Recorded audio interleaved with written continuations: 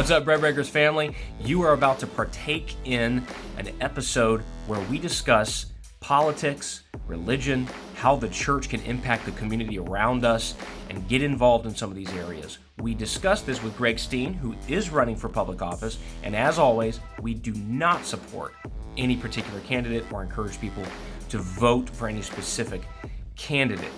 That said, we also would like to invite any candidate who wants to come on, share their vision, talk about their platform, do some Q&A as to what they are about and what they want to do for the community around them. We would love to have you on. You can reach out to us on Facebook or on the website, BreadBreakers.com. With that said, we hope you will enjoy this episode and learn how the church can be salt, light, and love to the community around them. All right, welcome back, everybody. I am here with the one and only Greg Steen. He is joining us today to talk a little bit about politics and how faith and religion, kind of what role do those have in politics, if any? Should we keep faith separate from politics, and should we not have God and the state even in the same room together, or should these things actually overlap in various ways? So, Greg, welcome to the podcast. Awesome to have you here. Glad to be here. Thanks for the invite. Yeah, awesome. So, why don't you do just a quick intro? Maybe take a minute or so and tell everybody kind of about you and what you're doing right now, so that we can get this rolling. All right. Well, everyone, my name is Greg Steen. Born and raised in Ocala. So local Floridian here, and electrical contractor. Most of the work is out in the villages, and I'm venturing out to a new venture right now, and I'm actually running for City of Ocala Council. So it's a new field for me. I feel like it's a good fit, and it was a God's calling. So going forward with everything I have for it right now. Awesome. So you're in the middle of the race right now, and this is great, because from a local politics standpoint, I know a lot of people, you get on YouTube, you get on Facebook, and everybody talks national politics. Everybody knows about things going on with Biden presidential race, the latest round 700 of the stimulus and all that stuff. But in your opinion, when it comes to the individual lives of like just average people, do you think it's local politics that matters more, or do you think it's national politics? Well, running for local politics, you'd probably expect me to say local politics, but believe it or not, I think they're equal. I think federal level politics is going to affect everyone. With local, for instance, the City of Ocala recently had to deal with the mask dates, and our mayor said, okay, there might be a mask, but we're not going to enforce it. The police are not getting involved. Whereas the city of Gainesville right now, I have heard that to be able to go into a building establishment, you have to show your vaccine card, which is illegal, but the local governments decided that's what they decided to do. So As far as a local level, it can affect you very quickly, and it might not even receive the headlines. And let's say you're in Ocala and you decide that you want to go to Gainesville to meet somebody to have, a hamburger or something. And surprise, guess what? You better have a vaccine card. So local politics can affect you greatly and not get the news media hype and not even know what's going on. Yeah, that does make sense. And it's my understanding of the Constitution, the founding fathers, they really wanted a federal government that was super small, and then state governments to be much more powerful because they were more local and more accountable, at least to the people. And then of course, as you get smaller, obviously city government, right? You see the folks in the city government out and about, eating in a restaurant, right, that kind of stuff.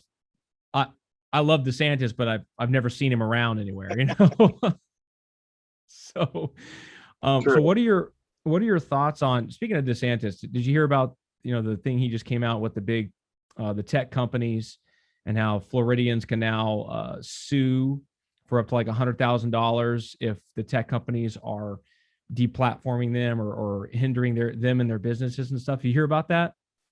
I've heard a little bit about it, and I actually think it's amazing. Yeah. I do know that we have the freedom of speech, but I also know that these are private companies. But when you're at a level that you're worldwide and the majority of the population of the planet is using this platform, and you start controlling certain aspects. Now, if you want to say you didn't want politics on there, you just said no politics, that'd be different than saying certain type of politics we'll allow, but certain we won't. That's picking and choosing an agenda. So if you want a certain subject out, that's different than picking your own agenda. But I think it's great, and I think more people should get on the bandwagon with that, because if one or two people sues, these billion-dollar companies is not going to be affected. But if we all start to get together, a lot of ants can do a lot of work versus one ant. Yeah. Yeah. And I think, I think the idea, I mean, it's my personal opinion. You can tell me what you think, but I mean, if somebody comes out with a platform, Twitter comes out and says, hey, we are just we are in the tank for the Democrats. We're liberal. We don't really want Republican opinions on here. Please sign up, join our platform. I think that's totally different than saying, oh no, we're just unbiased and we're just and they get all these perks and legal exceptions and exemptions and stuff, saying we're just an open platform, and then doing it. I think that's a totally different thing. Well, then also not only that, then having their own bias fact checkers that will tell you what is real and what's not real on someone's opinion. So if you have an opinion and a fact checker comes in and says, well, your opinion is not valid, we're removing it because it's fake, or we're putting a disclaimer on what you feel is an opinion, well, there's no bias there. Yeah. I really do. I listened to DeSantis, some of his speech, and I really do think it's a good thing what he's doing, because he's not saying, if you want to start a liberal company and let everybody know up front, you're a liberal company, this is the ideas we want. If you post stuff that's pro-Trump, we're going to take it down. He's not saying anything against that. He's saying it's actually fraud to tell people you're unbiased and then get a bunch of people and get a bunch of power and get a bunch of money. Correct. And then turn around and silence people. And it's really become the public square because everybody thought that's what they were getting into. He's taken a totally different approach and treating it more like, he said more like a utility, like a phone conversation. You and I right now, right? If we have a phone call, I call you up. The phone company can't, well, they certainly aren't supposed to be saying, hey, we don't like what you're talking about on our phone lines, so we're going to cancel your cell phones. That's what he's getting at. And I really think, again, that's a big deal. And it gets back to what we're talking about. On a national scale, nobody's doing this. But in Florida, a local politician in the state is saying, no, now Floridians will not have to put up with this anymore. We support the Attorney General in Florida and also individual citizens. If a video gets taken down or demonetized or whatever, you can sue for up to $100,000. Now, my guess is, I mean, lawyers, their minds are going to be rolling now. Like, woo. And I think there's going to be some lawsuits coming against some of these. If it's $100,000 per individual, just imagine leading a class action lawsuit on that with several thousand people. There's going to be some big players that are going to step in very quickly. Mm-hmm. That's big money. And I think there's going to be other governors and stuff that start stepping up. I love the fact that DeSantis is willing to be a trailblazer. I believe Florida's leading the way in a lot of issues right now, and I'm proud to be here. So I'm hoping that Ocala will follow suit and lead the way in a lot of local cities too. Yeah, I love that. And see, that gets back to the whole, so people understand local politics that a lot of people ignore really has the most certainly immediate impact. So we had mandates nationally, and we're going somewhere with this, folks. Don't forget to hit that subscribe button and stay with us the entire time. Got to throw that out there. Right there. But the thing is, you got national mandates, and then you have folks like Cuomo or Newsom. I mean, just tightening up, closing up the state. And then you have people like DeSantis. I mean, we've pretty much been open for the most part, certainly far more than everybody else, but we've been pretty solid all the way through. Our economy hasn't taken as big a hit. We are actually growing because everybody's leaving these other soft communist states, coming to, they're leaving the Socialist Republic of California and going to Tennessee and Florida. But why? Because of local government, because of local, and even within Florida, right? People are going to go to places where there's even more freedom and more liberty. And I just think that's a wonderful thing. And that's why local politics matters so much. But we're not just talking local politics. It's also what is the role, now that we've established kind of local politics is important, and there's an argument to be made on both sides. I think my opinion is that local politics definitely matters more in the immediate. Of course, national politics matters. And now I want to move into kind of your ideas on faith in politics, because I'm sure you've heard, people, you run a business, you've probably heard people talking about like, oh, people shouldn't, bring those kinds of things into the political sphere. People, you shouldn't wear like, if you're a Christian, you shouldn't wear your Christianity on your sleeve, like all this kind of stuff. What are your thoughts on that? Well, I think with the movement that we've had lately with religion, government, social media, I think a lot of people get confused what is religion versus being spiritual. I believe that some people feel that if you're a Christian, you're instantly a religious person, or if you feel that if you don't agree with them, that you're going to be attacked. Well, I think as a Christian, for one, we should be servants. So if you don't have that attitude, you probably should not be in politics. I think you should be able to look at everyone as a human being and feel what they're feeling and listen to them and express that. But as far as Christianity and government, that's what our nation was built on. But as far as forcing people and saying, look, I'm a Christian, so you have to be, no, that should not be in government. Yeah. Yeah. And I think that sums it up. We had several weeks back now, we had an interview with Eric Hawley, who is a high school teacher here in town, teaches history and stuff. And we talked about the founding and the founding documents. And so people can go check that out. We'll put a link up for that. But it's really getting back to, most of these guys were, they believed in God. A lot of them leaned toward the Judeo-Christian faith. Now, I'm not saying all of them were fully Orthodox, like Jefferson, wrote his own Bible, basically. Everything they said we followed. No, we're not saying that at all. But they did. I mean, the famous quote from Adams, the Constitution and the government we've been given is only for a religious and moral people. They did want these like faith to motivate people, and many of the state constitutions. So you had the national constitution, right? And that was pretty secular, had some things about God and stuff in it, but then they turned around and a lot of them had state constitutions that had things written into them, like you had to be a certain denomination to hold office and stuff. So they didn't have this idea of like politics is over here, faith is over here, and they should never overlap. So you're a Christian, and so how does that impact like your decisions as you're looking at politics?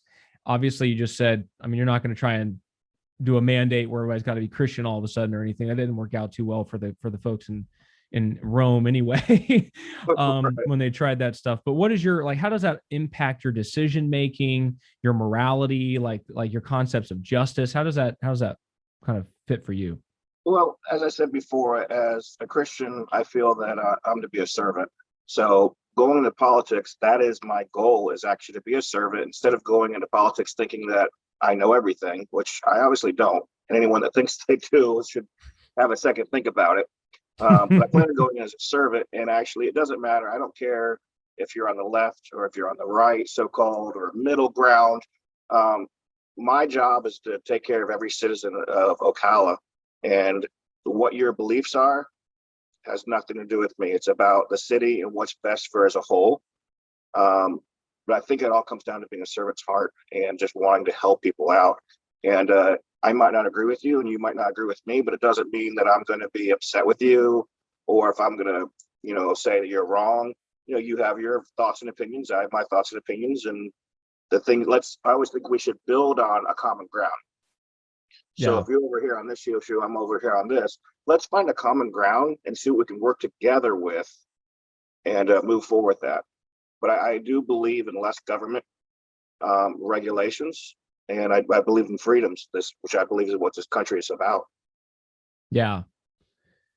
I definitely, again, I think it's a it's a hard sell to tell people that the founding fathers believed in like big, massive federal government. Right. It's really tough to make that case.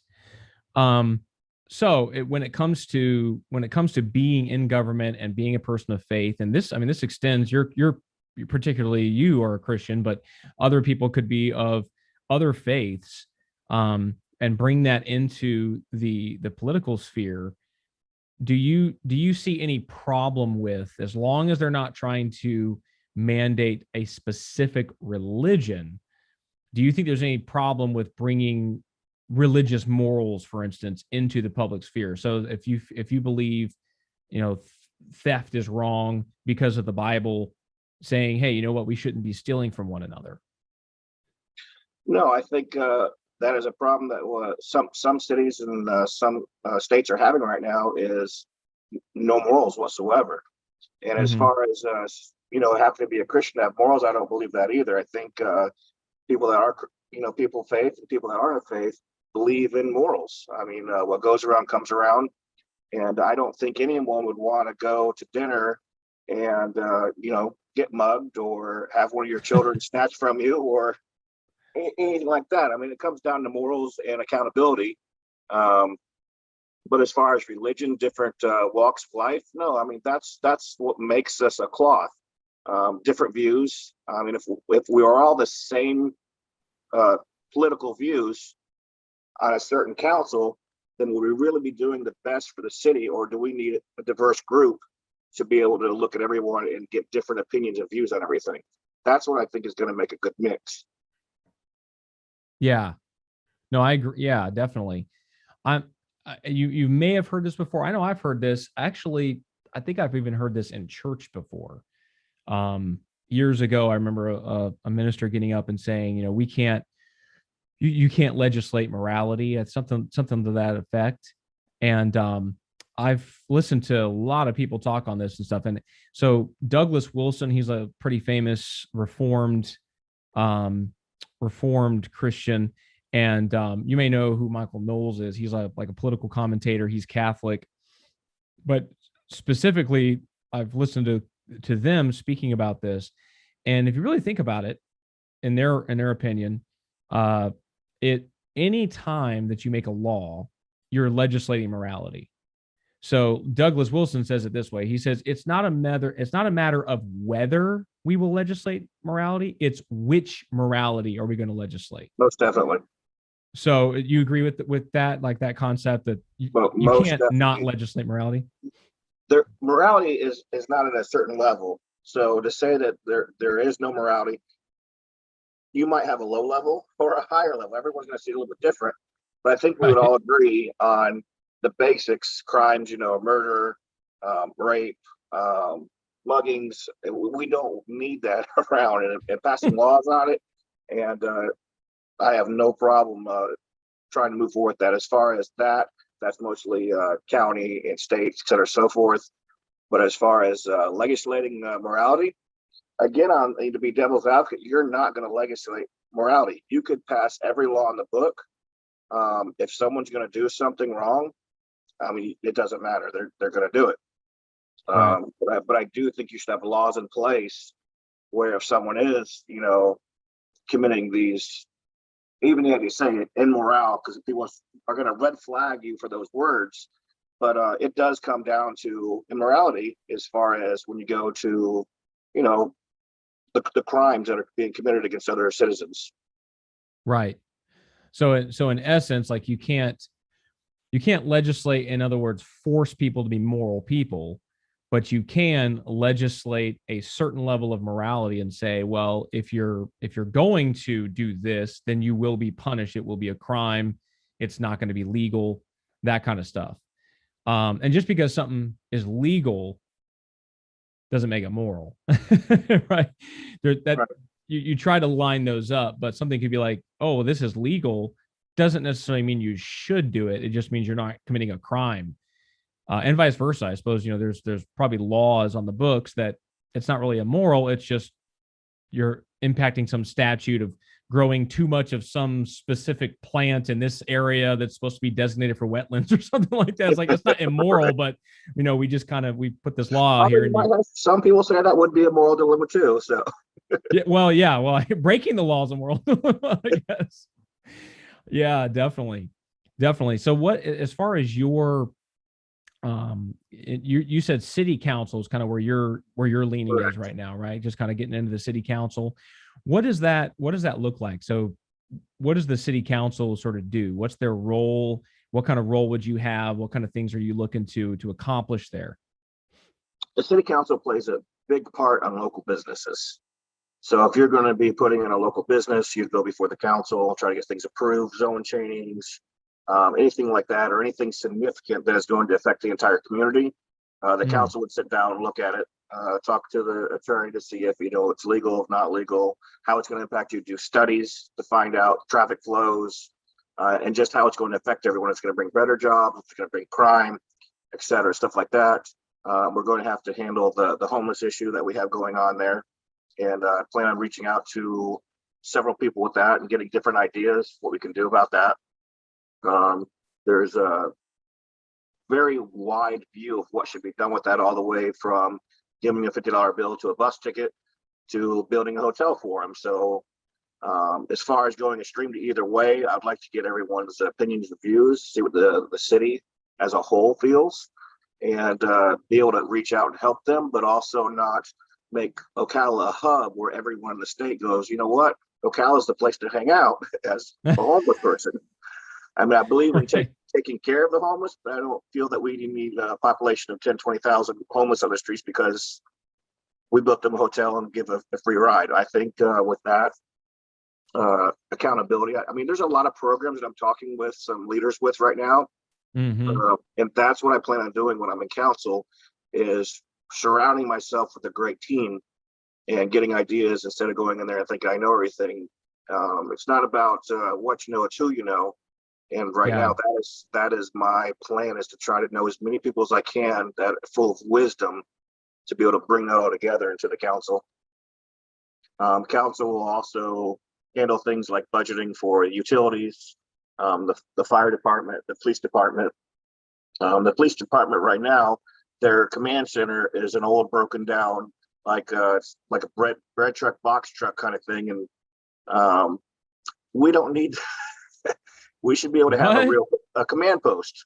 Oh, wow. So I know everyone sometimes says, well, we can't afford this, we can't afford that. Well, right now, the way the budget is, you're probably right. But I believe that if you look at the budget and look at different avenues, I believe that the bones of the city should be taken care of first before we start putting makeup on different things. And utility, fire department, police department, dispatching, that's something that needs to take priority. I believe in, making the city look nice, improve everything. But when it comes down to it, our first responders, we need to lean on them and we need to take care of them.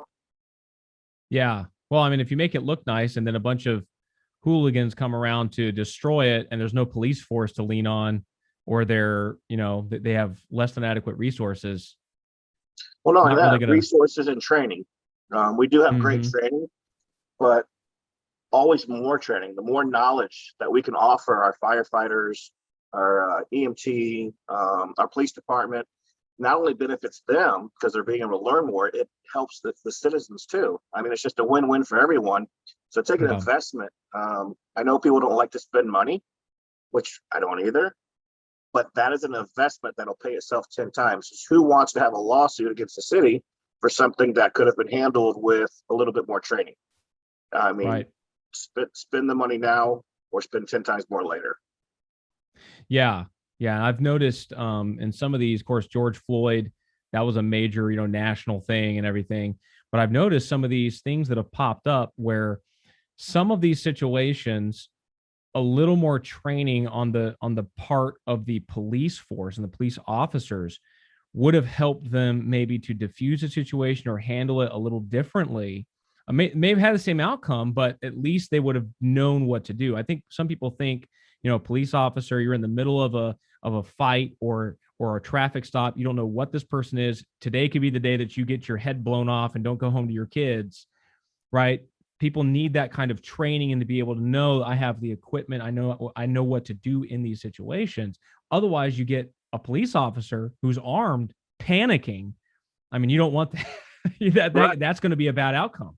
And I will say that our police force does a very great job. I mean, we have some leadership in our police force that is top notch.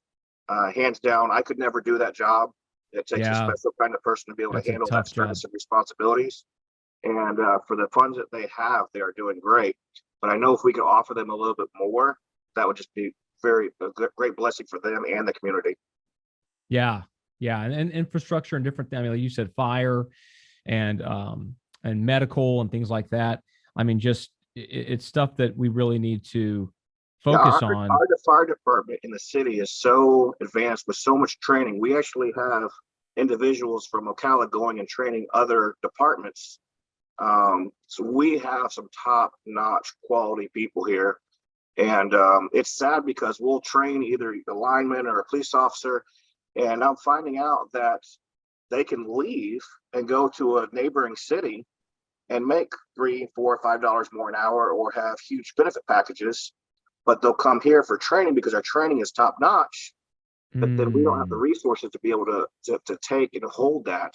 And I would like to look at the retirement packages and stuff like that, because that is an asset of the city.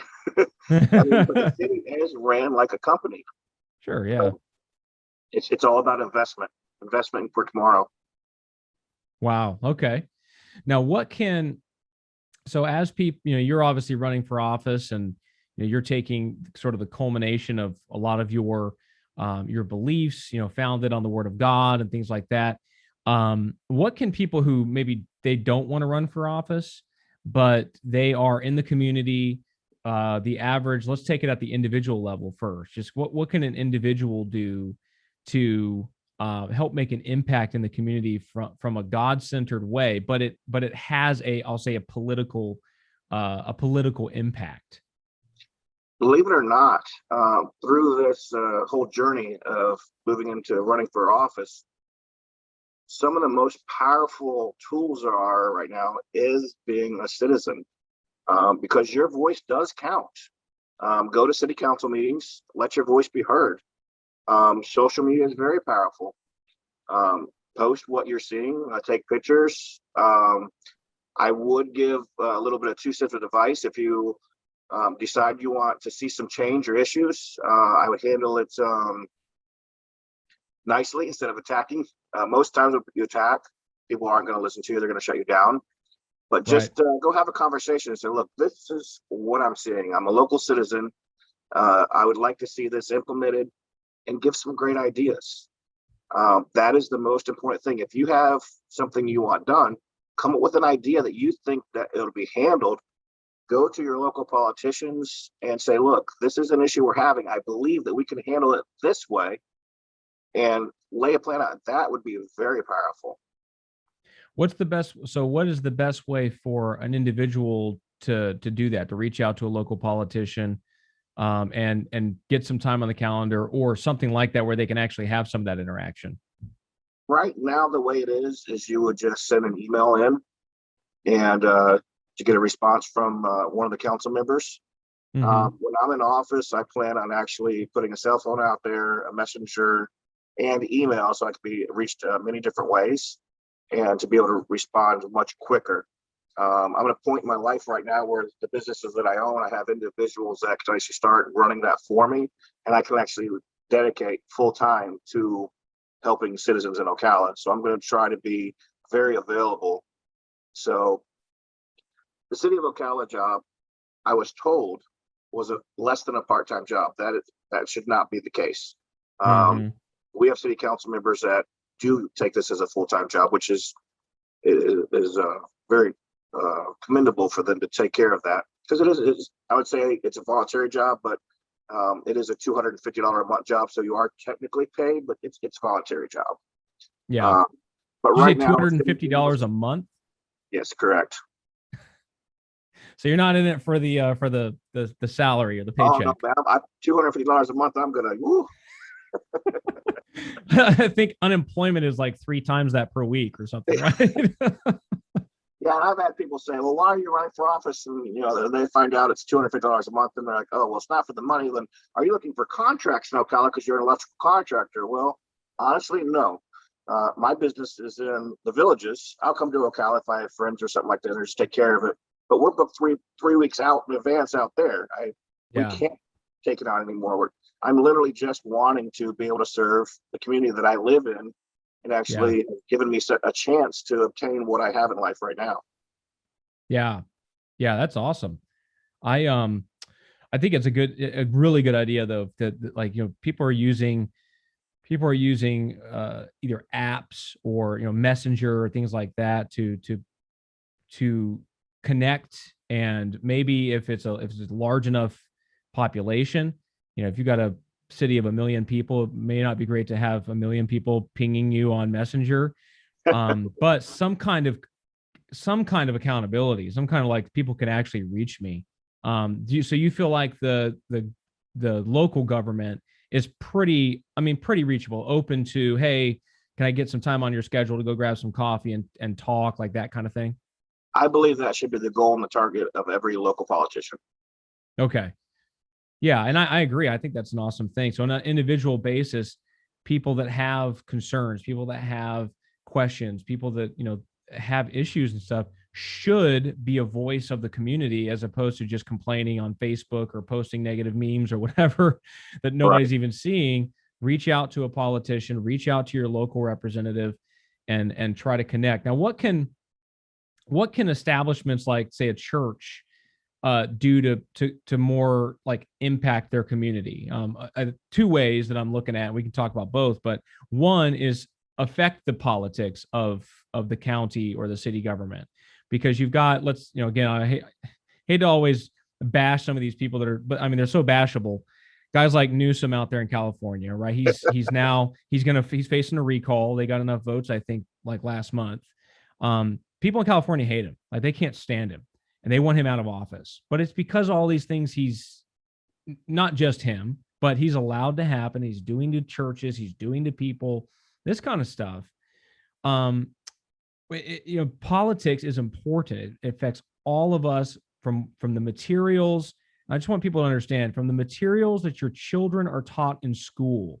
Is it going to be reading, writing, and arithmetic, or is it going to be critical race theory and gender ideology? I mean, what do you want your kids to learn at school? I mean, I would think most people think reading, writing, and arithmetic, but who decides that? It's politics, right? All the way up to what happens, how much you're taxed when you die, right? All this stuff is politics. You can't get away from it. And I think it's important for Christians I want your thoughts on this. Important for Christians not to stick their head in the sand and be like, well, I'm just going to go be over here praying and going to church on Sunday and, just let the world go to hell in a handbasket. Like, we're in the handbasket too for right now. Right. Well, yeah, we got a home in heaven, but we're not there yet. So, I mean, what are your thoughts on that, as far as Christians and politics and influencing things like this? I think as far as Christians and politics, I mean, definitely should take a part. Whether you're a Christian or not a Christian, I think you should take a part. I think everyone should take a part in local government. You are affected by local government. Why not reach out and be a part of it? I mean, if you think everything is perfect in your local government, then great. Let your local politicians know that. If you see something needs to be changed, reach out for that too. I do believe that the church is a powerful vessel, though, because you have a lot of like-minded people that are brothers and sisters. And if you have 100, 200 people show up for a city council meeting, or like we did a few weeks back, where the council was completely booked out solid, downstairs was solid, people outside. I mean, having security bring you up because the room was still full on certain issues. Guess what? That bill was dropped that night and did not go any further. So it is very powerful. So they do listen.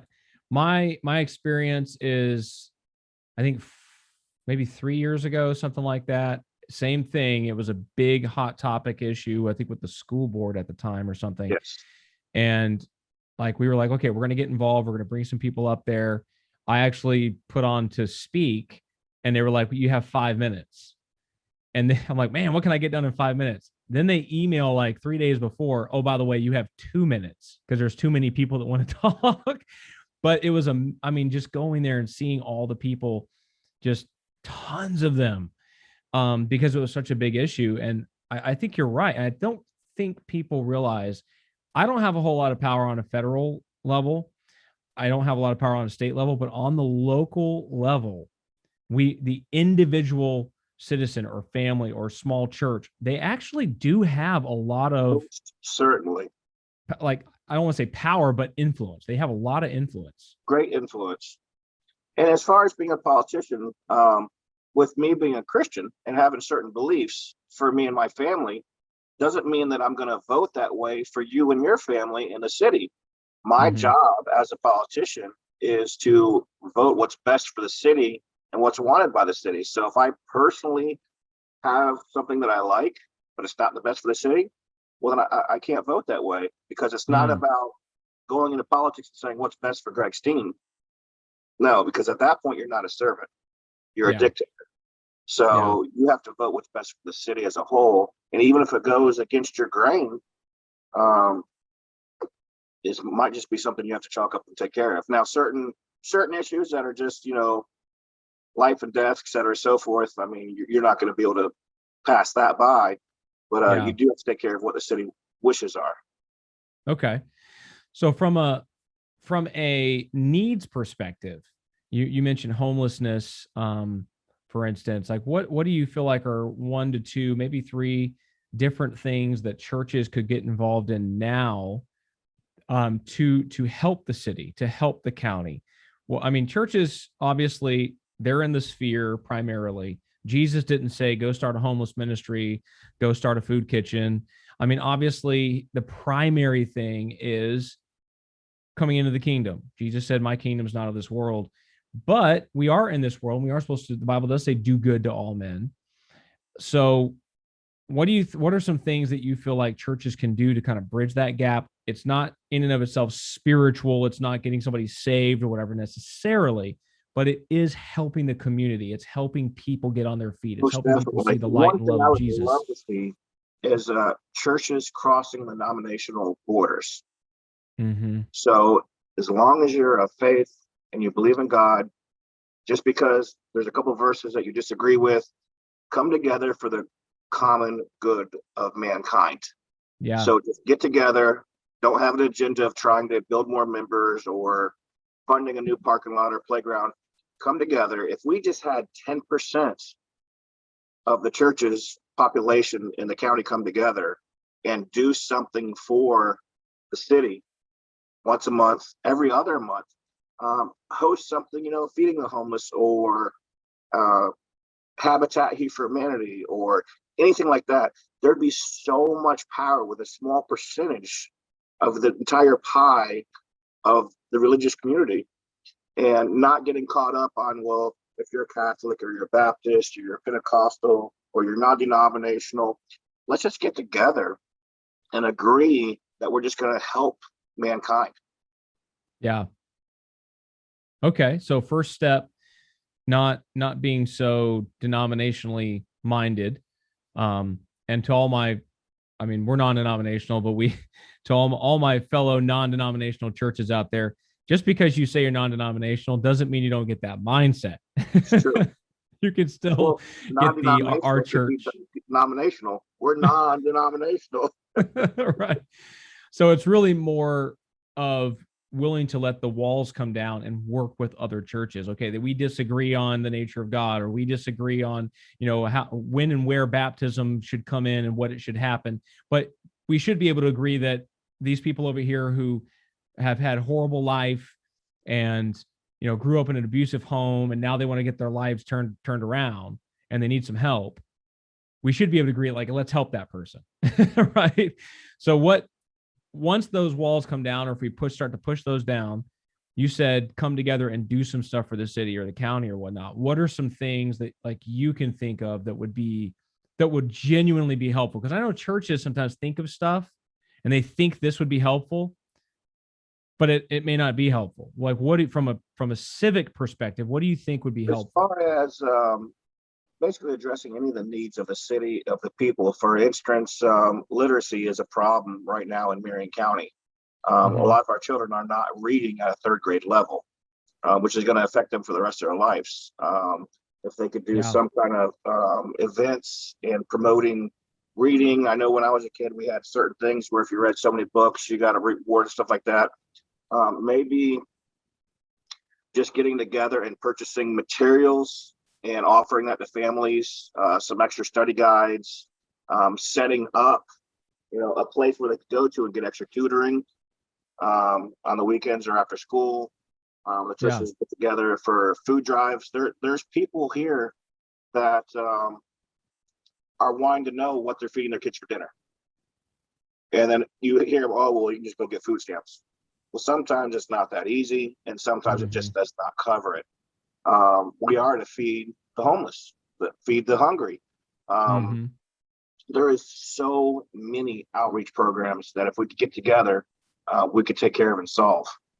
Not only that, what if we also got together and said it was just for mankind? It actually just wouldn't have to be just the churches. You could have the church heads get together and organize this, and anyone could come and join and take care of the city. If we could do that, just imagine the community that we'd have, the stronger community we'd have, knowing that one another actually loved one another versus, oh, well, you're on that side of the neighborhood or on this side of the neighborhood, or you're that denomination or you're this background. It shouldn't be that way. Yeah. And I really think the average person attending a church, like going to church, probably feels that way. I mean, yes, almost every church I've gone to, been involved with, I mean, they're multicultural, multiracial. They're hodgepodges of every, socioeconomically. I think a lot of times what happens is when leaders start getting fearful of, hey, I don't want people from my church, leaving and going over here, or I don't want, the dynamic to change, or like that kind of stuff. I think that kind of fear needs to be kind of overcome, and then we can get involved with things like this. So just thinking through, and this applies, everybody watching this. I mean, this applies no matter if you're in a small city, a town, a county government, if you're in a huge metropolitan, if LA County, right, or something that's huge, this applies. But so getting back to some of the needs locally, like with literacy, right? So a church could reach out to, like, say the library system, figure out ways they could partner and do some maybe after school program, or donate some time to be able to help kids with reading or get something started that way. Just things like that. Is that what you're kind of thinking? Like just most definitely. Okay. Because I believe that in some instances, people are like, oh, let the government handle it. Well, the government is by the people, for the people. So you as an individual are part of that. Whether you're an elected official or a citizen, you are still part of the structure. So as far as just saying, well, let someone else handle it, the government handle it, my taxes pay that, you could look at it that way, or it could be a part of the solution. Right. Well, you could help direct some of those tax dollars and where they're going and what they're doing. Most definitely. Are there like pools of tax dollars or money from like the city or the county that's, not to go to a church to help them build their next facility, but like, hey, we have this idea. We continue with the literacy thing. We've reached out to people in the local library. We've got a plan. We'd like to do this. It's going to cost, $15,000 to do a program over the summer. Are there funds out there like from the city or county to be able to help with stuff like that? Or is this something that, the church would, or whatever organization, they just have to come up with the money on their own? I believe that funds could be allotted for that, but I also think that different structures for fundraising could be done for that. We have a lot of growth in Ocala right now. And with a lot of growth comes a lot of expenses. We're going to need to add more police, fire, EMT. There's going to be a lot of bills that come with that. So you can look at it a couple of different ways. You could say, you know what, let's spend the tax money. But you know what the tax money is? It's your money. Right. So you could say spend the tax money and let the government handle it, or you could join together with a local 501c or a local company or anyone like that and say, let's raise some funds. These developers that are coming in and stuff and doing very well. Would you be interested in, getting a tax subsidy and actually supporting some of these local charities that are helping the youth? That's going to be the next generation that's going to be running things. And you wanted to build, a $2 or $3 million structure or something like that, or a $10 million plant. Would you be willing to put $150,000 towards, the children of Marion County or the city? I mean, I think with tax subsidies and doing some creative structuring, you could actually have large companies and stuff actually do tax deferred money into 501(c)(3)s and actually help everyone, and actually take that money and use it for that instead of putting it in the kitty. Right. Having program directors and people that are accountable for the funds, making sure the funds aren't getting directed to, we thought it was going to the kids, but it's going to, beautify some monument thing over here that, well, the kids don't even care about that. Right. So it would need to be clear where the money was going to be used. And like I said, directors of it, and make sure it happens. Okay. But I think there's different ways, structures. And like I said, I would love to sit down with anyone that has ideas on that and toss some different ideas and chew it and see what could be done. But I believe the amount of money that's flowing into Ocala right now, there definitely could be some programs. Okay.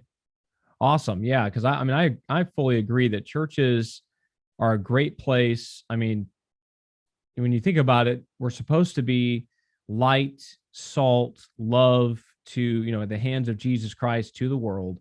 Jesus did heal people, feed people. That wasn't the end of his ministry, but he did that to bring people in and show people the love. Right. And then those that were of the, hey, I want to be spiritually fed, they got that. And those that didn't, they got a free, some free fish and some loaves out of it, I guess. But the thing is, it's really more churches need to start getting that mindset of being not separate. Like the community's here, the church is here, and we're trying to get people into the church. They need to take on the mindset of we are part of the community. If the community is better, the church is better. Right. That's just, that's just, that's the way, even if you just look at it from a pragmatic, like practical concept, if a community is light and love and it's more moral and this kind of thing, then people that are in the community that get into politics are going to be more moral people, and therefore they won't be pushing things down the throat of the church. And right, it's going to benefit in so many ways. It just doesn't make sense not to do it. Most definitely. And as far as talking about helping in the community, the feeling that everyone cares, this is something that every individual could do. I mean, there might be a couple that can't, but it's something so simple and small as if you're going through the drive-through at McDonald's, Burger King, so on and so forth. And, if your funds are limited, don't be embarrassed. Say, hey, do you mind me telling me how much the person is behind me? And if you can't afford to do it, no problem. But if it happens to be $1 or $2 for a drink and you have the extra change in your car, say, you know what, I'll take care of their ticket. They might turn around and say, wow, man, let me take care of the next person's ticket. And just that small act of kindness can go so far. I love doing that. And a couple weeks ago, I did that at a restaurant. And I said, you know what, I'll take care of their ticket, and their ticket. And I went back later to that restaurant and they said, you won't believe what happened. They said, after you did that, it caused a chain effect. And all of these people started doing the same thing. I'll take their ticket. And everyone was paying for everyone's meal. And they said it happened for hours. So that's awesome. For affecting, 4, 5, 6 people, those 4, 5, 6 people affected 50 people. Yeah. Out of a small act of kindness. Yeah. It's a chain reaction.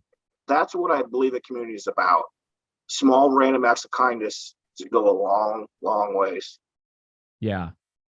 Yeah. And really, getting back to just the idea of faith in this thing, Christians, should, and now a lot of religious faiths are this way, but I'm a Christian, you're a Christian, so we're talking primarily in the Christian sphere, but right. Christians should be driven to do again, Galatians 6:10, do good to all men, especially the household of faith. So there should be a special heart or place in your heart for those that are brothers and sisters in Christ. Right. But it says all men. And All we really should be just good people that are willing to help. We see a need. We have a heart for not just winning somebody to Christ, but also just to help someone. And I think it's great to think about these kinds of ideas, reaching out to local politicians, reaching out to folks that are, city council or commissioners or the mayor or different people, and finding ways that on an individual and really on a church-wide scale, that the church can really reach out and impact the community. There's lots of things I think that churches do that are nice. It was a nice program. It was a nice play. It was a nice, but it's not really helping the community to grow. And if churches start getting more of that mentality, I think you're right. I think that there'll be a chain reaction where more and more people start to be more giving, share more of that kindness, that kind of thing.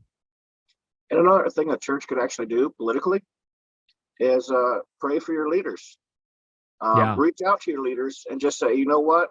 I just want to let you know I'm praying for you.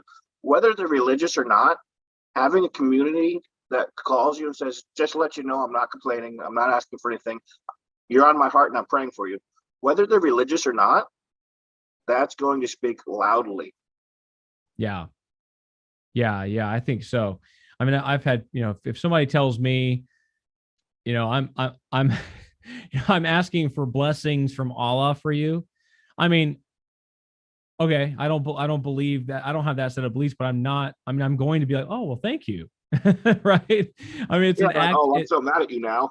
Right. Yeah. I mean, I would think, and I know a lot of people, even that are atheists and stuff, right, that they will accept, they don't believe that, but they do accept the gesture. Oh, well, thank you so much. I really appreciate the prayers. Exactly. It's a loving gesture. Right. It's like saying good thoughts being sent your way or whatever, that kind of thing. So that's something that the church could actually, believe it or not, especially if you've got a good majority doing that, that would be very impactful. Yeah. The church has a tendency, I think, to turn inward too often. And I understand why that tendency is, discipleship, focusing on the people that are here, and growing them. But I think the church really needs to think in the way of evangelism, of not just evangelizing to get them into the church, but also sharing, spreading the kingdom everywhere. So if someone doesn't come into the church, into the kingdom of God by way of salvation and following Christ, they are actually benefits or benefactors of the fact that the church is doing this in the community. Living in the community where the church is beneficial, even if you're not part of the church. Right. And I love it when churches get together like we have before and go to a city park or something like that, or a county park, and just set up music, free hamburgers, hot dogs, drinks. We're not asking for you for anything. We're not asking you to join the church. We're not asking you for just, this is who we are. We love you. We would like to see you, and let's just have some music and have a grill out on a good Sunday or Saturday afternoon and just get to know each other. Yeah. I think it's really, it's a really good opportunity for the church to have real impact. We do have eternal people. Exactly. I mean, we have eternal impact, but we can have that societal impact that does, again, you can't be out there in the midst of people showing love. It's not going to be every person, but you will have people that say, why are you out here? Who is this Jesus? That's not the Jesus I knew about, right? That kind of thing. And people will come to Christ. It's a natural outflow. Jesus did not, go out and try to amass converts. He went out and preached the good news of the gospel. He did good. He healed people, and people either came or didn't. And that's really, the church has lost that model where we're kind of in the boat fishing and only trying to get fish to come into the boat with us. Right. So, okay. So on a local level, individuals can impact in these ways, and churches can have a little more cumulative impact because they're just 20 people is more than one, or 100 people is more than 10. And so what do you think are some ways right now? So I know you mentioned like literacy. What are some ways to address things like I know homelessness is a big deal in Ocala.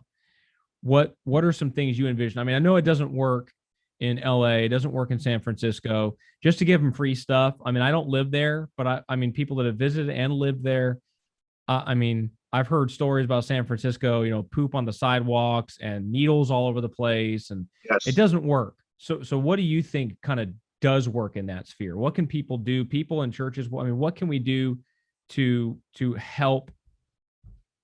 Obviously, Ocala, I'm talking about, but people watching, you take this to whatever city you live in.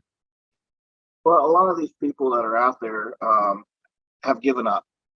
Um, Something as so simple as going and buying someone a cup of coffee is homeless and just sitting down and talk with them. No agenda.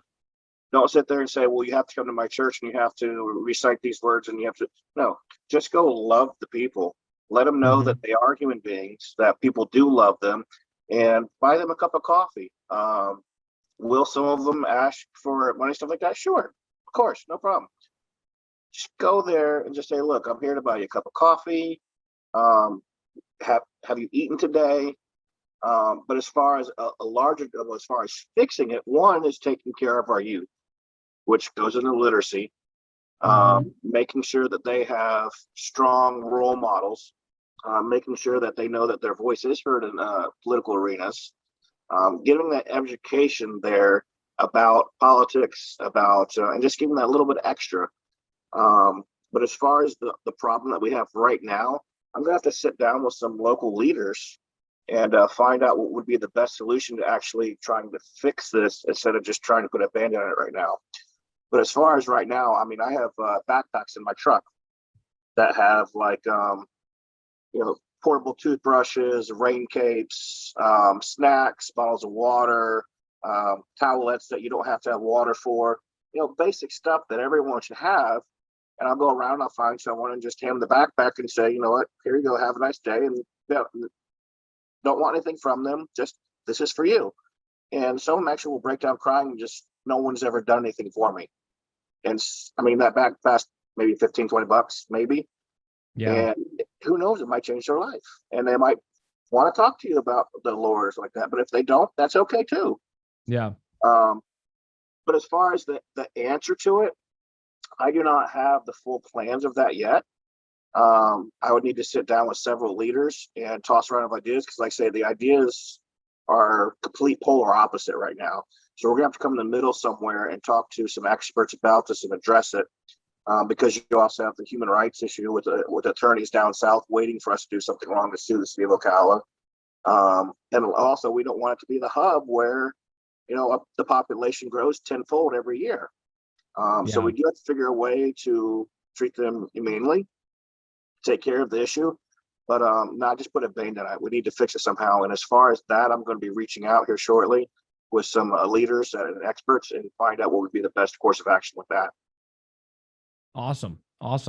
Yeah, I definitely agree. I mean, the point with homelessness is that it shouldn't be perpetual homelessness. Like the end goal should be you're not anymore. You're employed, you're self-sufficient, you're back in society, like that kind of thing. And that's a process. I mean, during that time, there might be some, counseling and mental and psychological and emotional healing, or spiritual healing. There might be some housing needs. There might be, all these things, but the end goal should be, hey man, we don't want to see you here in 2 years. Like we want you like out in the community, doing stuff, being productive and getting on your feet and that kind of thing. I think that's the right plan. Cause like I said, places that become just tent cities because people come from all over the nation and say, oh man, they give us, $500 a month in San Francisco. Right. Well, all it's going to do is give people free money and there's not going to change.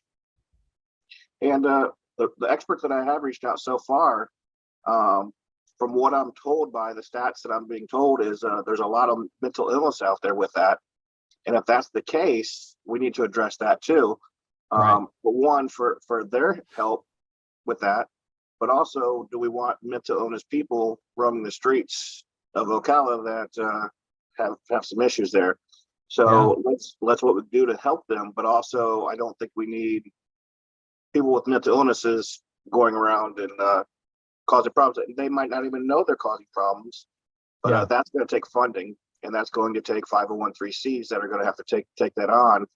And I plan on supporting that. But like I say, as far as the complete issue, I agree with you. There needs to be an end goal to get the people off the streets. There has to be some solution. Yeah. And it gets all, it circles back around to, people of faith need to take the leading role. I mean, it's not that atheists or people that don't even think about it, don't even care, can't be nice, can't be good, but we have a mandate from our Lord to be good. Like we have this driven thing that says, hey, we should be this way. And that's why I say that we should take a leading role, a leading kind of charge to better our community and be loving to people and help people in any way that we can. And really that's an awesome thing. And I think that really the role of faith in politics, which is just people getting together, it's everything we do, right? Most definitely. As far as being able to find a solution, I think if we can get the government together with local 501(c)(3)s, with local churches, and with local citizens, and sit down and say, look, let's work on this problem together. Instead of the government having a plan over here and a local homeless shelter having a plan here, and this church doing an outreach once in a while here, if we can actually combine forces, and instead of saying, well, this is your role, this is your role, this is your role, and this is my idea, this is my idea. If you want to do that, that's fine too, because we have the freedom to do that. But if we could combine and unite, I think we could get a lot more solved. Sure. Yeah. Yeah, absolutely. Pooling resources and really having a common vision. Awesome. Well, Greg, anything else that you feel like you want to get out there? Anything that you're thinking once you come into the city council and stuff that you want to achieve or anything? The most important thing is I want to keep local government local. As far as I'm sure on Facebook, or you'll see my trailer driving down the road, you might see my face like, hi, out there kind of looking bold.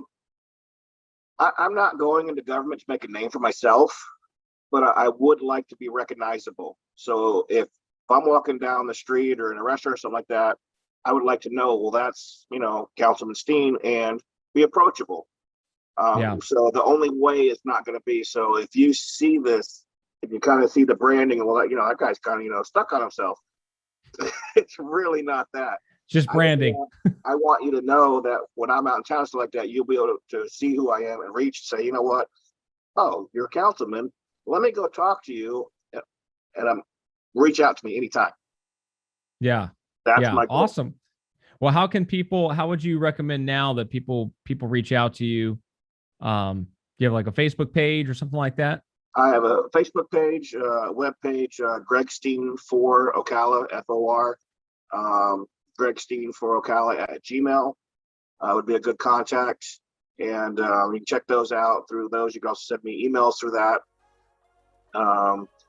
And as that goes through, I'll be more obtainable and reach out with any concerns you have. Facebook page is a great one.